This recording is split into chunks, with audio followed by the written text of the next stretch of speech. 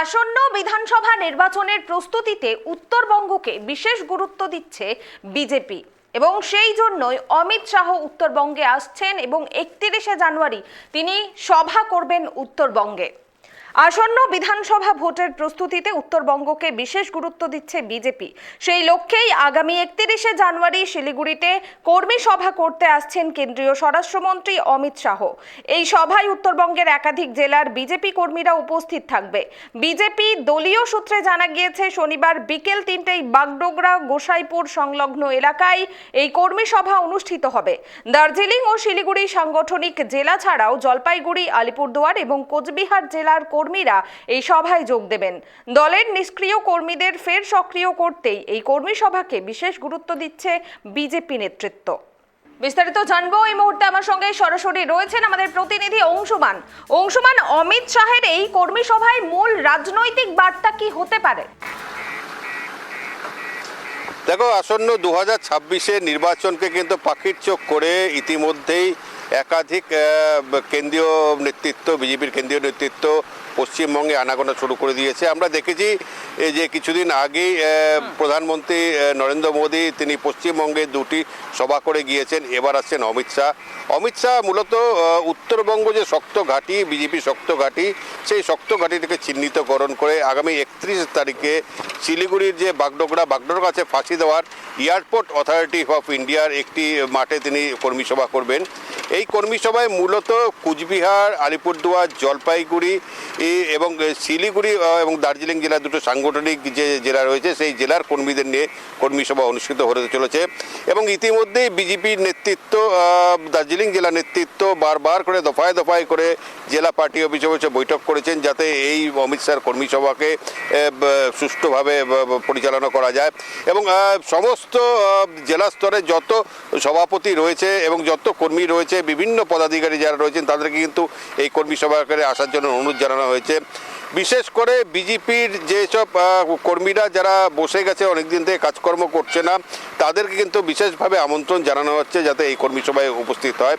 একটি কথা কিন্তু জানিয়ে রাখি যে নিশীথ প্রামাণিক, কুচবিহারের নিশীথ প্রামাণিক, যিনি কিন্তু স্বরাষ্ট্র দপ্তরের প্রতিমন্ত্রী ছিলেন, দিনহাটার কেন্দ্রে তার হারের পর থেকে কিন্তু ক্রমেই তৃণমূল সেখানে উত্তরবঙ্গের মাটিটাকে শক্ত করতে শুরু করেছে।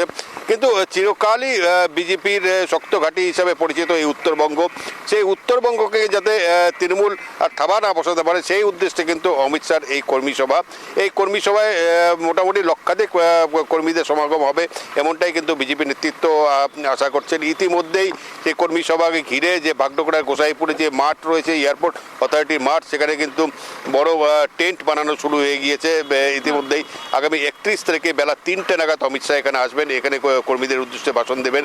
মূলত 2026-এর নির্বাচনের রণকৌশল ঠিক করতে এবং কি করে তৃণমূলকে জব্দ করা যায় এবং বিজেপির যে শক্ত মাটি সেটাকে কি করে অক্ষুণ্ণ রেখে আরও শক্তিশালী করা যায় সেই উদ্দেশ্যে কিন্তু অমিত শাহ কর্মীদের উদ্দেশ্যে ভাষণ দেবেন।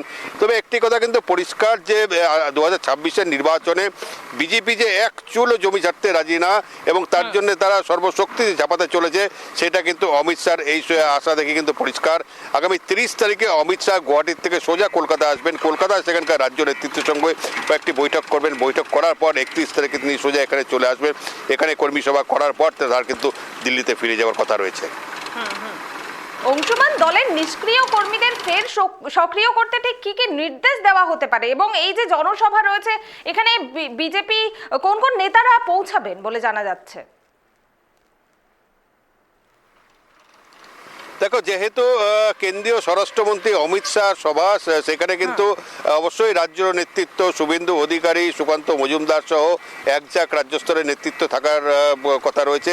এবং বিশেষ করে কুচবিহার, জলপাইগুড়ি জেলার সমস্ত নেতৃত্ব, সমস্ত সভাপতি, বিজেপির যে জেলা সভাপতিরা রয়েছেন বা সম্পাদকরা রয়েছেন তারা অবশ্যই থাকবেন। কিন্তু প্রাক্তন আমাদের স্বরাষ্ট্র প্রতিমন্ত্রী নিশীথ প্রামাণিক সহ পাহাড়ের বেশ কিছু নেতা এবং এই যে উত্তরবঙ্গের যে সমস্ত যে 5টি জেলা রয়েছে, বিশেষ করে কুচবিহার, আলিপুরদুয়ার, জলপাইগুড়ি এবং দার্জিলিং জেলা, এই যে জেলাগুলোতে বিজেপি শক্ত ঘাঁটি, এবং এই ঘাঁটিগুলোকে আরও কীভাবে শক্ত করা যায় এবং যেসব নিষ্ক্রিয় কর্মীরা এখানে আসবেন তাদের সঙ্গে ইতিমধ্যে জেলা স্তরের নেতৃত্বরা কথাবার্তা বলেছেন। বলার পর সমস্ত রিপোর্ট আকারে অমিত শাহকে দেওয়ার পরে অমিত শাহ নিশ্চয়ই একটা নির্দেশ দেবেন এবং রণকৌশলটা ঠিক করবেন। মূলত অমিত শাহর এই সভা থেকেই কিন্তু উত্তরবঙ্গের নির্বাচনের রণকৌশল ঠিক হতে চলেছে, এমনটাই মনে করেছেন কিন্তু রাজনৈতিক মহল। এবং অমিত শাহ এই যে কর্মী সভা, এই কর্মী সভাও কিন্তু আগামী 2026-এর নির্বাচনের ক্ষেত্রে যথেষ্ট তাৎপর্যপূর্ণ বলে মনে করছে।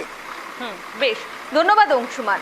অর্থাৎ আসন্ন বিধানসভা নির্বাচনকে পাখির চোখ করে ইতিমধ্যেই মাঠে নেমে পড়েছে বিজেপি। সেই লক্ষ্যেই আগামী 31শে জানুয়ারি শিলিগুড়িতে কর্মী সভা করতে আসছেন কেন্দ্রীয় স্বরাষ্ট্রমন্ত্রী অমিত শাহ। বাগডোগরার গোসাইপুর এলাকায় বিকেল 3টেই এই সভা অনুষ্ঠিত হবে। দার্জিলিং, শিলিগুড়ি, জলপাইগুড়ি, আলিপুরদুয়ার ও কোচবিহার এই 5 জেলার কর্মীরা উপস্থিত থাকবেন। এছাড়াও রাজ্য নেতৃত্ব উপস্থিত থাকবেন এই জনসভায়, এমনটাই দলীয় সূত্রে খবর। দলের নিষ্ক্রিয় কর্মীদের ফের মাঠে নামাতেই এই সভাকে বিশেষ গুরুত্ব দিচ্ছে বিজেপি নেতৃত্ব।